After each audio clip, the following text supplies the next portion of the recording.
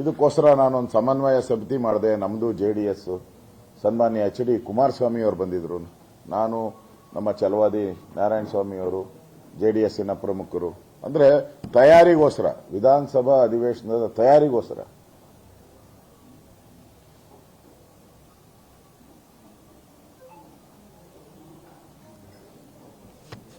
ಇವೆಲ್ಲನೂ ಕೂಡ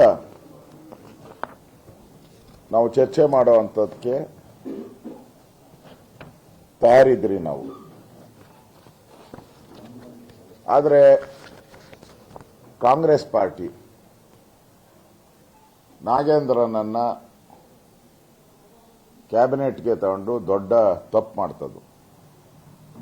ಹಿಂದೆ ಸಿದ್ದರಾಮಯ್ಯನವರು ಹೇಳಿದ್ದಾರೆ 187 ಕೋಟಿ ಅಲ್ಲ 89 ಅಂತ ಸದನದಲ್ಲೇ ಒಪ್ಕೊಂಡಿದ್ದಾರೆ.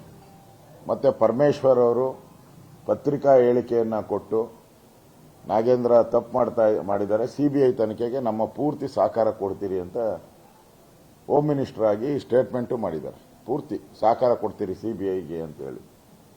ಈಗ ಕಿತಾಪತಿ ಕೀಳ್ತಾ ಇರೋದು ಇದೇ ಸರ್ಕಾರನೇ.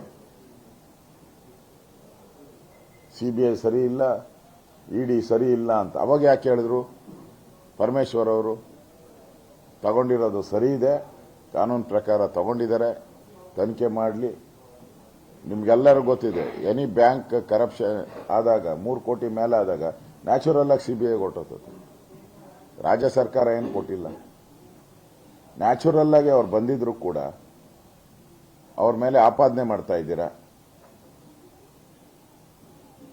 ಈಗಾಗಲೇ CBI ಪ್ರಾಸಿಕ್ಯೂಷನ್ಗೆ ಅನುಮತಿ ಕೇಳಿದೆ ಗವರ್ನರ್ಗೆ.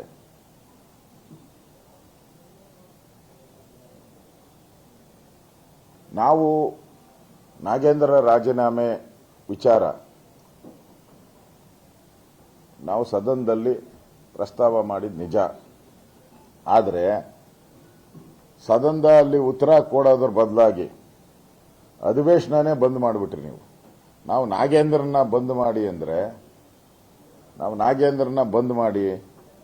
ಅಂದ್ರೆ ನೀವು ಅಧಿವೇಶನನೇ ಬಂದ್ ಮಾಡಿಬಿಟ್ರಿ.